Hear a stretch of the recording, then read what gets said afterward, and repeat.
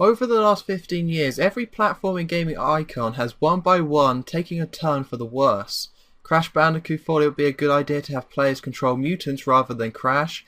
Banjo-Kazooie thought that everyone would love customizing cars rather than exploring charming worlds. Sonic the Hedgehog nosedived into poor level design and glitches and has only recently been able to recover. Mario has even been affected by this by thinking that you can make a series with no innovation or creativity and have it compare with other Mario games. It's lucky Rayman and Donkey Kong had such great reboots, or otherwise platforming icons would be a thing of the past. I have left one character out though, and funnily enough they have been the most successful. Spyro the Dragon was rebooted towards the end of the PS2 after the main series became mediocre, in a new series called The Legend of Spyro. The Legend of Spyro games weren't horrible, but as an attempt to bring back Spyro to his former glory of his PS1 games, they were a failure. Activision then brought the rights to Spyro and rebooted the series themselves with Skylanders Spyro's Adventure. Skylanders became the most successful game of 2012 and has sold millions of copies worldwide. Despite the large success of the game and overall positive reviews, I don't know anyone who's actually played it.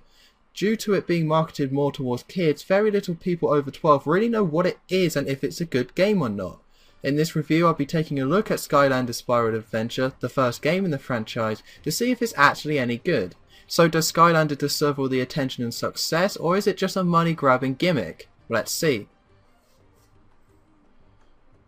The game takes place in Skylands, which is a floating world filled with talking animal creatures. In this world are the Portal Masters, who are pretty much wizards, and they're also the legendary heroes called Skylanders. One day an evil Portal Master called Chaos attacks the Core of Light, which covers the Skylands in darkness. The game is spent collecting different elemental sources of power to rebuild the Core of Light and stop Chaos. The story itself is basic as it's just a stop the bad guy, and I really can't complain about this because the story didn't need to be anything more than that. There is a lot of dialogue between the different characters, and while it's mostly aimed towards children, it never felt too childish or patronising. It goes for that middle ground of appealing to the whole family, and it does a good job as the jokes are solid and the voice acting is well done, with one of the characters, Flynn, being voiced by the same guy who does Joe in Family Guy. I should also mention that this game has next to nothing to do with the previous Spyro games in terms of setting. It's more that Spyro is a playable character. This doesn't take anything away from the game though, as it is a complete reboot and its own separate game, but it does make me wonder why the game is called Skylanders Spyro Adventure rather than just Skylanders. Skylanders would best be described as an adventure game. You go through levels, solving puzzles and fighting enemies. At its core, Skylanders is a very basic game, as there isn't really much more to it than that. You move using the stick and have two different attacks. There's no platforming sections as you can't jump. You can unlock a glide for your character, but it's never needed. While this might sound like the game would be dull, having the gameplay be simple works. Each level has its own gimmick, so in one you might be using a pickaxe to mine through a cave, and in another you might have to roll bombs to clear a path. These gimmicks means that the games never become repetitive, and the fact that each section of the game has its own subplot means that playing through each level doesn't become tedious. The main reason why the gameplay works, despite being so simple, is that the game is well made and put together. The controls work well, the levels are the right length, and there's the right balance of fighting enemies and having to work your way through puzzles. It means at no point do you ever get annoyed, you just sit back and enjoy the game. The core gameplay is basic, but that doesn't mean there isn't more to Skylanders. Whenever you defeat enemies you earn experience points which you use to level up and increase your stats. You also find different hats that you can wear to increase stats, and you can buy upgrades for certain attacks. These elements actually make the game feel like a stripped down MMO, as you have to make sure you're looking out for gold and you're also focusing on making your Skylanders stronger. This structure works as it means there's a reason to replaying levels, and everything you do in the game matters as you're always acquiring more experience and gold. There are challenges to beat as well, but I've stalled enough. Let's talk about the game's biggest feature, the toys. With each copy of the game you get a Portal of Power and 3 Skylanders toys. The characters you can play are represented by the toys, so to play the game you have to place one of the Skylanders figures on the Portal of Power, and then the Skylander goes into the game. All your stats are saved onto the figure, not the game itself, which means that if you went to a friend's house to play Skylanders, you could bring your figure and be able to play as your character in their game. The whole thing is mostly a novelty that mainly appeals to children, as while you get 3 figures with the game, there are 32 in total to collect. I personally think this is a really cool idea as it combines trying to complete a collection with something you can actually use in a game, so it's more than just having it for its own sake. It's similar to if when you got a Pokemon card, you could then put that Pokemon card into the game and use that Pokemon in your squad.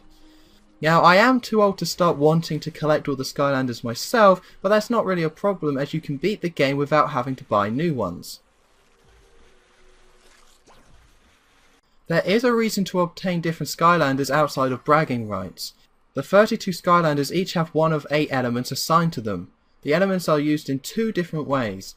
The first is that when you enter an area with enemies in it, the game will display in the top left corner an element symbol. If you use a Skylander with that element, then you do extra damage.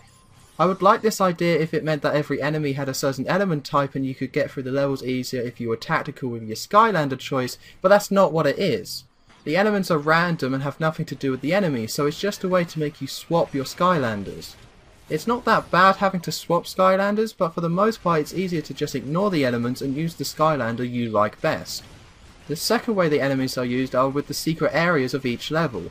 You will find elemental gates in levels, and to access them you have to switch to a Skylander of that elemental type. As there are 8 elements, if you don't buy any more Skylanders than the one you get with the game, then you can't access more than half of these gates. It's only bonus areas anyway, but to get 100% completion, you need a Skylander of every elemental type. The biggest problem when it comes to collecting the Skylanders figures is the money aspect. I was able to get Skylanders Spyro Adventures with the Portal of Power and 3 Skylanders for £20, which is perfectly fine. However, these games retail at £60 in the UK, which is £20 more than most games. While the initial costs are high, the Skylanders themselves can be used with any version of the game on any console, and can also be used with other games in the series. This should mean that once you buy a copy of the game with the Portal of Power, you shouldn't have to do it again. Unfortunately, as far as I can tell, you can't just buy the newer games without a Portal of Power, so if you want the later games brand new, you have to fork over another £60. It means the best thing to do is to wait for them to go down in price, but as the games come out every year and children aren't too patient when it comes to new toys, parents will have to buy them brand new. The figures themselves aren't too bad as they seem to be around £15 for 3 new ones, so if you want to have each elemental type to beat the game completely, you won't be paying too much, but if you want all 32 then you have to pay a lot more than £100. With how much you could pay for this game, the game itself is only about 8 hours long. You can play the game through in co-op, so kids will probably find it a decent length game, but for anyone else you could just beat it in a couple of days and be done with it. Skylanders Spyro Adventure, depending on how you look on it, is either a cool fun little game or an evil cash devouring monster.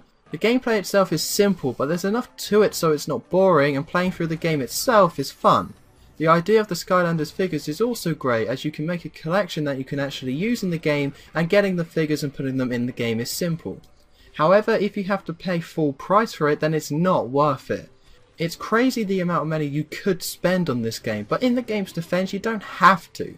You can get through the game fine with the 3 Skylanders you get with it, so it's hard to really complain.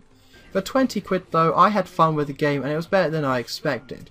I have to apologise though that I didn't go more into the gameplay itself, but there really isn't that much there. My score is 7.5 out of 10. Ignoring the money aspect of it all, Skylanders Spyro Adventure, while not a challenging game, is fun and well made.